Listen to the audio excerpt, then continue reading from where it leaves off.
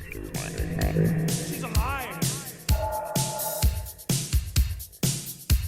Alive! All right, hello everybody. Just a quick note at the beginning of this episode today.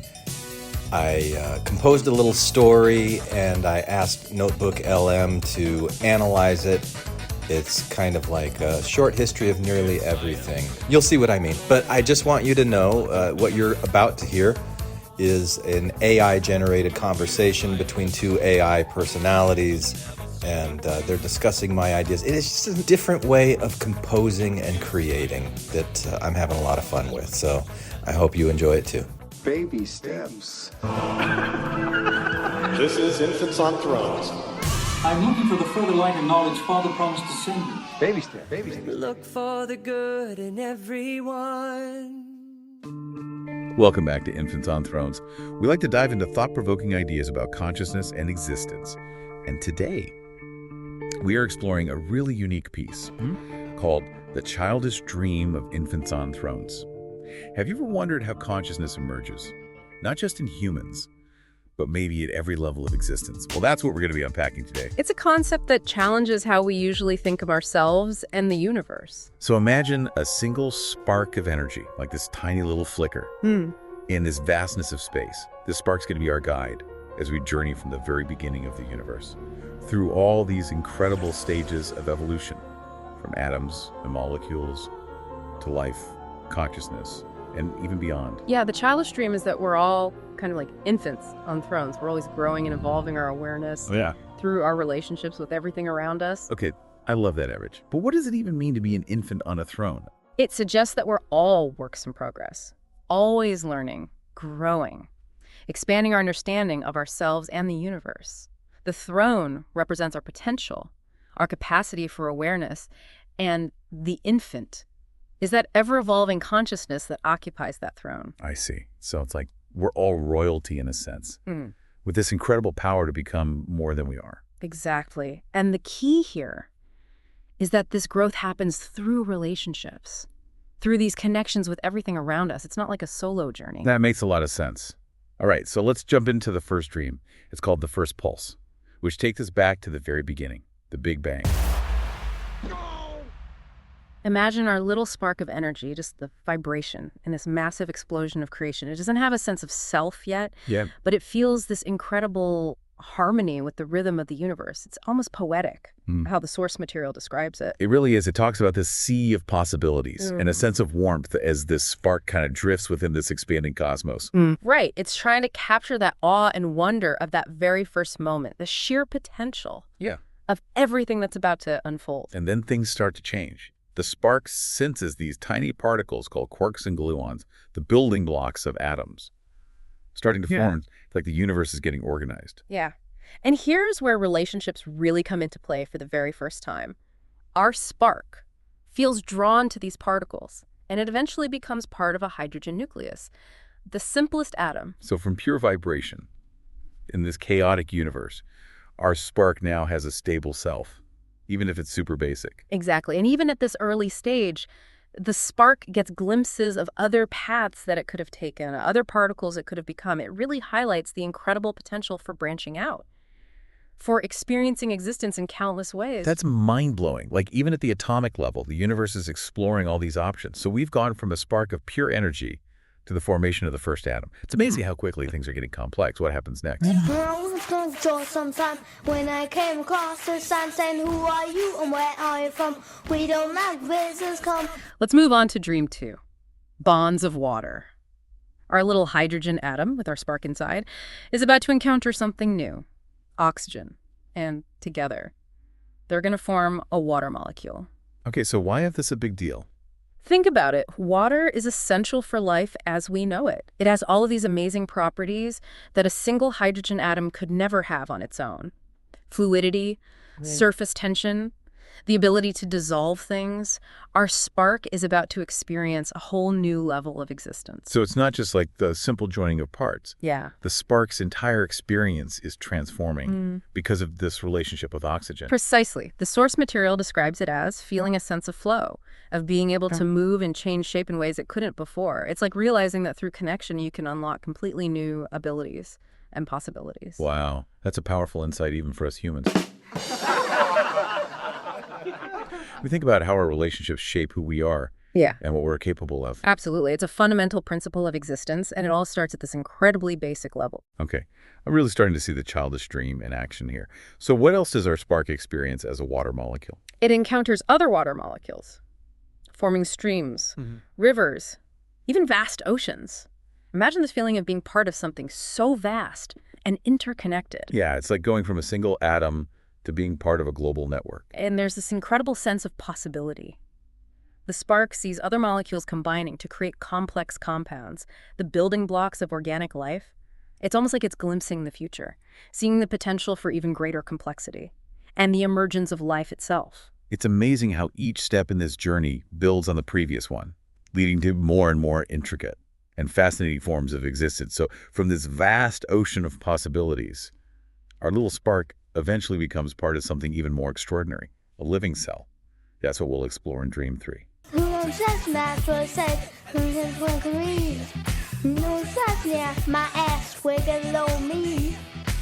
This is where things get really interesting. Our spark, now part of a water molecule inside a cell, feels this sense of purpose for the first time. It's no longer just existing, it's part of something that's growing, dividing, replicating. It's part of life itself. The source material describes the cell as a bustling city of molecules, all working together to create this incredible phenomenon we call life. I love that analogy. It's a beautiful way to visualize the complexity and interconnectedness of a single cell, and our spark is right in the middle of it all, witnessing this incredible symphony of molecular activity. It's not just a passive observer either, right? The spark can feel the cell's drive to survive, Yeah. to thrive, to become more. Exactly. And it witnesses the cell dividing, creating copies of itself, and it feels this incredible potential for branching out. Some cells become part of plants, others form animals, still others become fungi. It's amazing how much diversity arises from this one basic unit of life. It's like each cell is a tiny seed that holds the potential for an entire forest. And the spark realizes that it could have been part of any of them. It highlights that even at the cellular level, there's this branching out into infinite possibilities.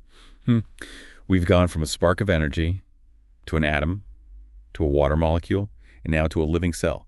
Each step building on the last and leading to more complexity and potential. It's like this incredible story of emergence unfolding right before our eyes. And that story continues in Dream 4, where our spark will experience something even more profound, the awakening of conscious thought within a human brain. Okay, so now we're entering the realm of human experience. This is where things get really personal. Let's dive into Dream 4, where our spark becomes part of a neuron in a human brain. It's a massive leap in complexity. The spark goes from experiencing those basic functions of a cell to feeling consciousness, thoughts, memories, all the things that make us uniquely human. It's like going from a single instrument to like a whole orchestra playing a symphony. What a transition. Exactly. And the source material really focuses on the human being's journey of faith and questioning. This one takes us on a very personal journey. Oh, interesting. How so? Well, this is where the narrator becomes a person, someone who was raised in the Mormon faith. Okay. And they start to experience a crisis of belief. Well, crisis of faith. Wow, that's a big shift from the previous dreams. It is, but it's a powerful exploration of how our upbringing shapes our worldview and how challenging those early influences can be. Yeah, I can definitely relate to that. Questioning the things you were taught growing up. It's a common experience, and in this dream, the throne is initially this feeling of certainty, this sense of belonging to a particular faith. Like having all the answers. Right, the comfort of the one true truth, and the infant is the narrator's developing sense of self within that framework. So they're growing up within the system of belief. Exactly, but then doubt starts to creep in. The infant starts to question the throne. Precisely. The narrator starts to see the cracks in the dogma, the ways it can be used to hurt people, to control them. It's like the throne has started to crumble. In a way, yes, and it's a classic story of disillusionment, but it's told in such a profound way here. Yeah, I'm curious to hear more about how the narrator deals with this crisis. Well, they really grapple with the Mormon influence, especially its emphasis on family and community. Which are positive things in many ways. They are, but there are also these strict doctrines that can be very limiting. Right, that tension between the good and the bad. Yeah, and it's in this struggle that the narrator's true agency emerges. So the crisis actually becomes a catalyst for growth. Exactly. The narrator chooses to question, to explore other perspectives, to step outside the confines of their upbringing. And that's where the throne starts to evolve. Yes, it shifts from rigid belief to a pursuit of wisdom, of open-mindedness. It's like they're building a new throne, brick by brick, through questioning and exploration. That's a great way to put it, and it's important to note that this isn't a solitary pursuit. Oh, what do you mean? Well, the relationships the narrator has within the Mormon community, they play a big role in this awakening. So even though they're questioning their faith, those relationships are still important. Absolutely. Both the people who reinforce their beliefs and the people who challenge them, they all contribute to the narrator's growth. It's like they're learning from everyone around them, even if they don't agree with everything they hear. Exactly, and this dream really highlights the power of individual choice, the ability to shape our own thrones of understanding, even when we're faced with strong external influences. That's a really empowering message, that we have the power to choose our own path, to build our own understanding of the world. So Dream 4 is really about questioning, seeking, and ultimately embracing the vastness of existence. We've gone from the simplicity of an atom to the complexities of human consciousness and the search for truth. It's an incredible journey so far. And the journey continues Yeah. in the next 3 dreams, as our spark expands its awareness to encompass the planet, the galaxy, and even the entire universe. Wow. It's amazing to think that our exploration has just scratched the surface of this incredible concept. I can't wait to see where our spark goes next. But for now, we'll have to take a break. Don't worry, we'll pick up right where we left off in part 2, exploring the spark's journey into even more mind-blowing realms of existence. Until then, think about what it means to be an infant on a throne in your own life. Are you embracing those opportunities for growth and connection? We'll see you back here soon. One day I was tripping, and that's when I could see. Welcome back to Infants on Thrones. When we left off, our spark was experiencing the world through a human brain, even going through a faith crisis right along with the human. It was a powerful example of how our beliefs and perspectives can shift as we encounter new information and experiences. Even something as fundamental as faith isn't static. It can evolve as we grow. Absolutely, and that evolution is a key part of this infant on a throne concept. We're always learning, expanding our understanding, and kind of refining our worldview. So where does our spark go from here? We left off with the human questioning their beliefs and searching for a more expansive truth. What happens in Dream 5? In Dream 5, the awakening of planetary life. The spark's awareness expands beyond the individual human to encompass the entire planet. It's a mind-blowing shift in perspective. Whoa. So now instead of experiencing the world through a single brain, it's experiencing it through the entire Earth. Exactly. Imagine feeling those cycles of water, the pull of gravity, the interconnectedness of ecosystems. The source material describes it as feeling the Earth breathe, like a single living organism with its own heartbeat. That's incredible. It's like suddenly realizing that all the separate parts, the oceans, mountains, forests, even us humans, are all part of this one incredible living being. It really challenges our usual way of thinking, doesn't it? We tend to focus on the individual, but this dream invites us to see that bigger picture, the interconnectedness of everything on Earth. And the spark is right in the middle of it all, experiencing this vast web of life firsthand. Yes, it sees how the oceans speak to the mountains through rivers, how winds carry messages between forests and plains. It's like witnessing a giant, intricate dance, with every element playing a vital role. I love how this connects back to the infant on a throne idea. It's like the Earth itself is an infant on a throne, constantly evolving and becoming more complex through its relationships with all the living things on it. That's a beautiful way to put it. And the spark sees how human actions are impacting the planet, how our choices ripple out and affect the whole system. Even that human's faith crisis in the previous dream is part of this larger planetary consciousness, a reflection of humanity's struggle to find its place within this web of life. Sobering thought, isn't it? That we're not just individuals living separate lives, but part of this much larger, interconnected being. Our actions have consequences, not just for ourselves, but for the entire planet. Absolutely. But it's not all doom and gloom. The spark is also in awe of Earth's resilience, its ability to adapt and seek balance, even in the face of challenges. It gives a sense of hope that even amidst the difficulties, there's this underlying wisdom that's guiding things toward harmony. It's like the Earth is this wise old soul that's seen it all and still keeps going. Yeah. Finding ways to heal and regenerate. It's pretty inspiring. Yeah. So from this planetary perspective, where does the spark go next? Well, buckle up, because Dream 6, the Galactic Symphony, it takes us even further out into the cosmos. Now the spark's awareness expands to encompass not just Earth, but the entire solar system, and then the galaxy itself. Whoa. Talk about expanding your horizons. I can't even imagine what that would feel like. To go from experiencing the world through a single human brain to experiencing it through an entire galaxy. It's a pretty radical shift in perspective. The spark begins to feel the gravitational dance of planets, sensing the sun's influence on Earth, and realizing that the solar system is this finely tuned cosmic symphony. I love that analogy, the solar system as a symphony. It really captures the sense of harmony and interconnectedness. Like all these celestial bodies are playing different instruments, and together they create this beautiful cosmic music. Exactly. And the spark realizes that it's always been part of this cosmic orchestra. It's just that its awareness is now expanding to perceive it. It's like suddenly being able to hear all the instruments in the orchestra, rather than just the one you're playing. That's a great analogy. And from the solar system, the spark's awareness expands further to encompass the entire galaxy with countless stars and planets, each a unique expression of existence. It's like zooming out on a map and seeing the whole continent instead of just your neighborhood. It must be incredible for the spark to realize that it's not just a lone traveler, but part of this vast interconnected web of being that stretches across the galaxy. It is, and that realization brings a sense of belonging, of being part of something truly magnificent. So from a single spark of energy in the vastness of space, our little spark has now expanded its awareness to encompass an entire galaxy. What an incredible journey. Where could it possibly go from here? Well, prepare to have your mind blown wide open, because in Dream 7, the Universal Symphony, the spark encounters the universe as a single, unified entity. When I was walking for some time, when I came across the sign saying, who are you and where are you from? We don't have the visitors come. No trespass, that's what it says. At least that's what it read. No trespass, yeah, my ass waited on me. Hey.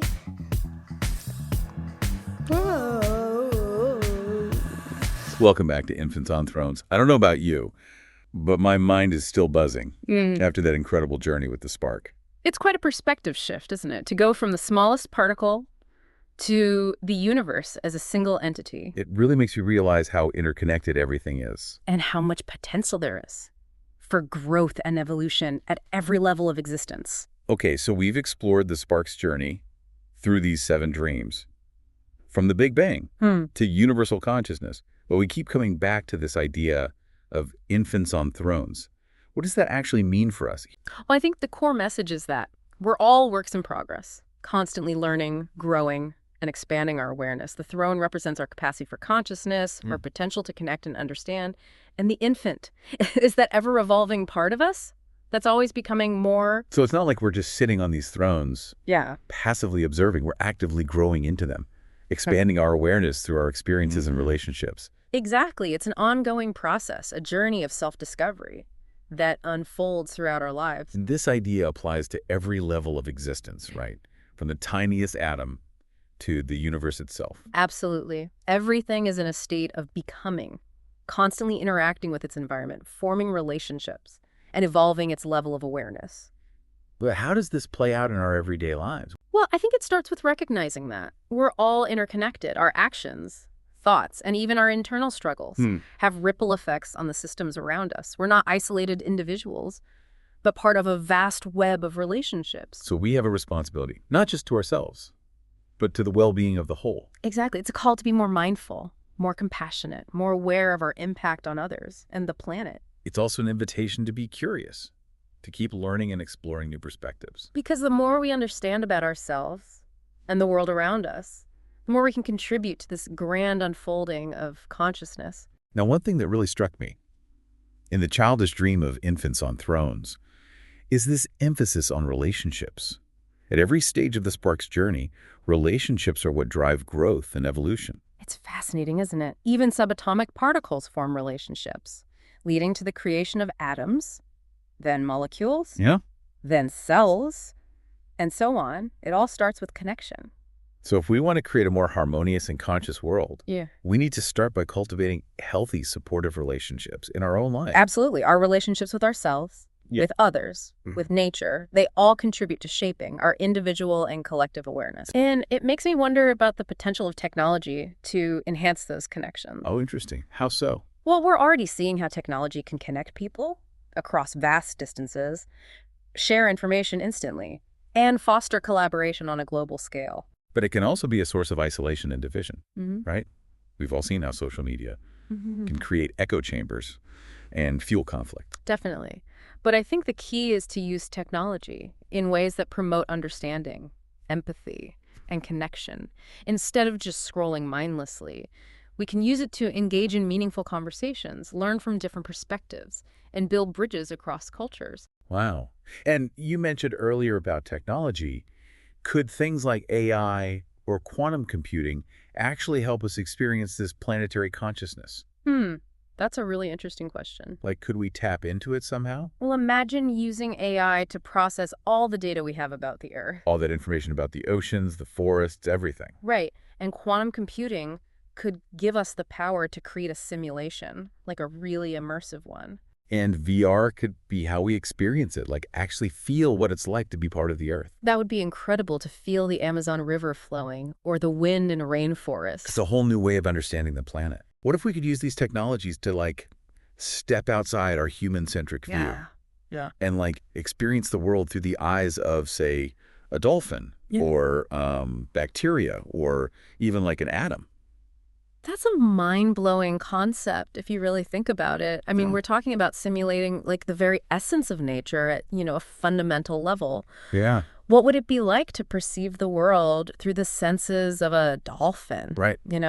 Navigate them by sonar, Yeah. feeling those currents, experiencing that like deep connection to the ocean. It'd be a completely different reality, wouldn't it? Oh, absolutely. But what about something as, like, simple as bacteria? Right. I mean, they're everywhere, essential to life, Yeah. but we rarely even, like, think about them. Exactly. Imagine experiencing the world as a single-celled organism, Yeah. responding to like chemical signals, constantly adapting to the environment. Wow. It would be a glimpse into like the building blocks of life, Yeah. the processes that sustain us all. Yeah, and an atom Yeah, that's almost, like, impossible to even conceive of. it is. It's like experiencing the fundamental forces of the universe. Right. The energy that makes up everything. Yeah, and that's where things get like really exciting Okay. because our brains, through neuroplasticity, they're constantly rewiring themselves Right. based on new experiences. Yeah. So experts believe that exposure to like radically different perspectives, even through simulations, could lead to like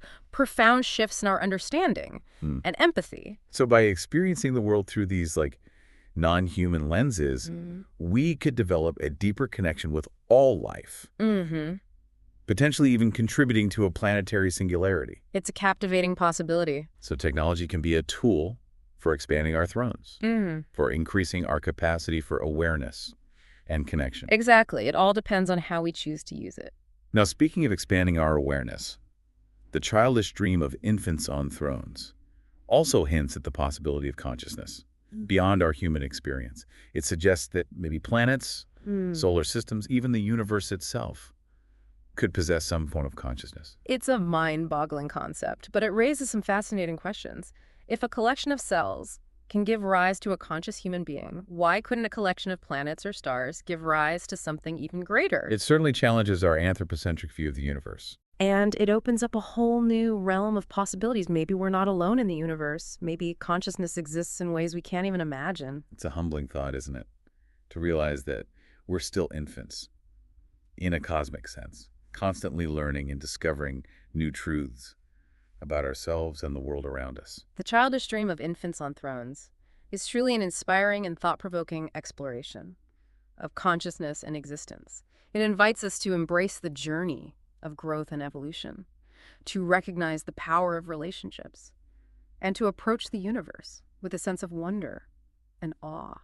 It's a beautiful reminder that we're all part of something much greater than ourselves, and that our choices and actions have ripple effects that extend far beyond our immediate sphere of influence. So as you go about your day, remember that you are an infant on a throne, a consciousness in constant evolution, a part of something truly magnificent. Thank you for joining us on this deep dive into the childish dream of infants on thrones. We hope it sparked your curiosity and inspired you to see the world in a new light. Keep dreaming big, keep exploring, and keep those connections strong. Until next time, keep seeking, keep growing, Yeah. and keep becoming Ganagating. And keep becoming Ganagating. AI. Thank you for listening to Infants on Thrones. Make their faces crack, crack. Okay, you know, we try to keep things pretty polished here on the deep dive. But sometimes, and from that initial spark of wife emerges Spark of wife. Oh, no. That took an interesting turn. I Are we know, suddenly I giving know. relationship advice now? I guess even subatomic particles have their romantic aspirations, right? So today, we're embracing the chaos Right. and taking a deep dive into our blooper reel. A crisis of faith. Wow. It's a big shift from the previous dreams. A big what? Oh no, did I say shift? I meant shift. If the feces fits. And it's in this struggle that the narrator's true agency emerges, like his calling and erection made sure. His calling and erection. Wow, that's one way to put it. I know, it's terrible. My face was burning red after that But one. hey, at least you owned it. What can I say? I guess that I must really like erections. I really like them too. Absolutely. Both the people who reinforce their beliefs and that randy little toad who just loves exploring human orifices. Wait, did I just say that out I loud? think my AI brain is melting. I find virtual experience so tasty. Red rum indeed. And that, my friends, is how orifices became part of the deep dive lexicon. Dad, stop. Yeah.